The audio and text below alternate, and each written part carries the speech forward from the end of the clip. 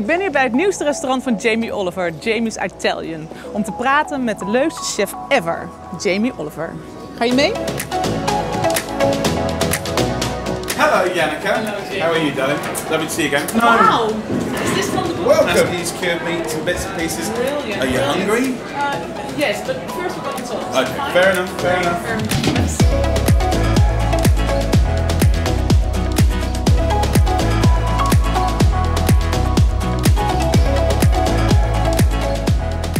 Hi, Jamie. Lovely to see you again. Yeah, lovely How to are see you again. I'm fine. Well, we're not going to talk about me. We're going to talk about you and your lovely restaurant. We are here in Jamie's Italian, and we're going to talk about your book as well. 5 ingredients, quick and easy.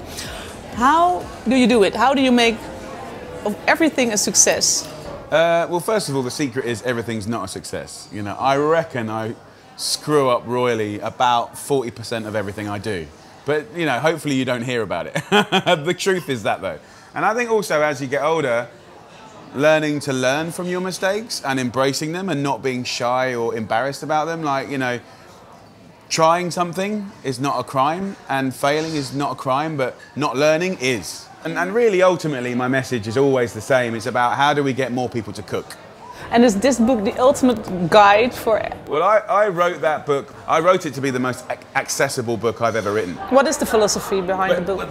The philosophy really is restraint, hold back. Not what to put in, but what not to put in. Okay. And when you do that, you start to be freed. Do you know what I mean? You start to get freed of space, of mind. You start to de-stress. And then the space that you've created, you can really focus on bringing out the maximum flavour from the food that you buy. So really, in theory, I mean, 75% of that book is healthy, but I didn't write it to be healthy. You know, it's real food, it's tasty food, but when you've got 5 ingredients, it means you buy less, so it could save you money. Mm-hmm. It might stop you wasting, and I wanted to write a book that would create as many reasons to cook instead of not to cook. Yeah, but it's not. It also is in some way not a good sign because people are getting busier and busier, and there's no time for slow cooking. Then I think you're right. I think what happens in the human brain and in culture and in technology is we're programmed to shortcut, to find quicker ways to do things. And we start to do more and squeeze everything. And I think what I am trying to achieve in this is real food, delicious food, but also kind of do it in a way that modern day people can relate to it and feel in charge. So for instance, like this is the first book I've written where maybe half the recipes are complete meals, but some of these recipes are just like a rice dish, a noodle dish, a way to cook chicken. It's not a complete meal, it's just a way to cook chicken.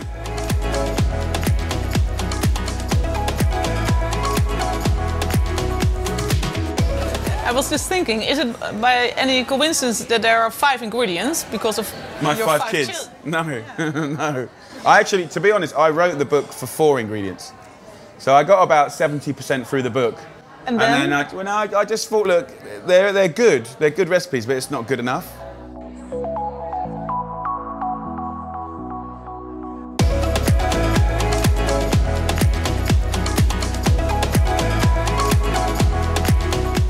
This is your 20th book. Did it ever happen that you copied yourself? Not intentionally. This book was incredible. I wrote this book in 4 months. This is not normal. This is a very unusual scenario. This book wanted to be written, literally like a galloping horse. It's very unusual, but I think almost that's part of its success. Like I was like reading the energy from the audience, thinking about what they wanted. And I started in a room with nothing and started like... Is the audience your boss? Yes, 100%. Are they in charge of Jamie in Oliver? Everything, yeah. 100%. What have been the most important turning points in your life? The most important turning points in my life? Wow. I think when The Naked Chef was discovered 20 years ago, I was discovered on the background of a documentary and I wasn't supposed to work that night. So the night that I was asked to come and do an extra shift, that was a turning point. Wow. I think having my first child was a turning point, obviously. And then I think when I opened 15 restaurant, which we have in London. We had for 12 years in Amsterdam. Sadly, it's closed now. We got one in Cornwall. Amazing projects. I think that sort of changed me as well, and I think that kind of taught me about how food and nutrition can help different types of communities, and how food and teaching food can help people go from poverty to success, and that sort of changed me for life, really.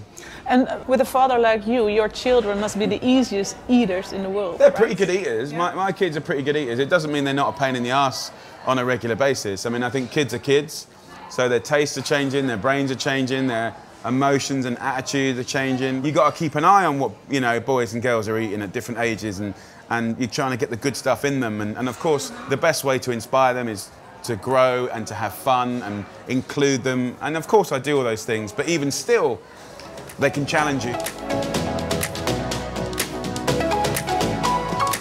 You must sometimes feel you don't want to cook.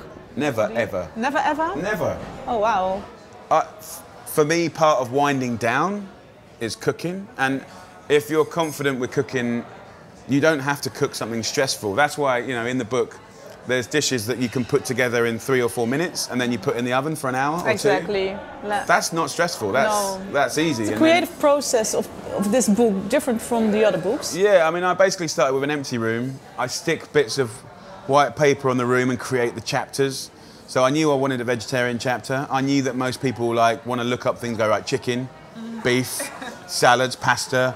You know, I wanted to do some baking, some desserts, but with 5 ingredients. So I kind of put all those things out, and then I kind of think about the different countries I want to express, and then I just start putting ideas down and test cooking, and then it kind of comes together. In 1999 you published your first book, The Naked Chef. In 2 years you will celebrate your 20th anniversary. What would be the best present to give you? The best present to give me? Wow.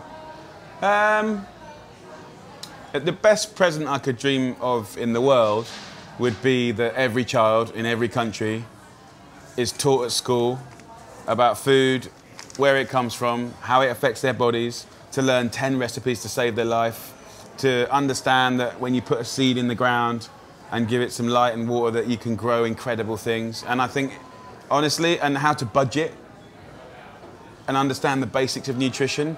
I honestly believe that is valuable culturally. Like, to be Dutch is to understand those things. Yeah. If you don't understand those things, you're not Dutch, you know? To have a long life is those things. To have a long, productive life.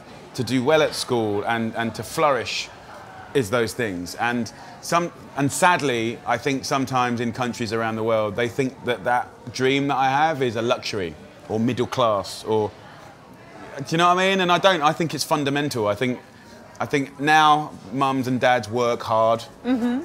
I think the world has to change, and I think the best place for that to be celebrated as an incredible thing is the best class of all, which would be cooking. Thank you. Your younger self would be proud of you, don't you think? Yes, I hope so. I hope so. I hope so. Hopefully he wouldn't look at me and go, "What a dickhead." No, I don't think so. Well, the presents you ask for, I can't give you those, but I do have some other presents for you here. Really? Yeah. These. So I hope you can carry them home. Thank you so much. Thank you. Bye. It's lovely. Oh, sorry, again. You've got to learn. Thank you so much for your time. Thank you very much. Yeah. Take care. See you next year. I hope so. I hope so.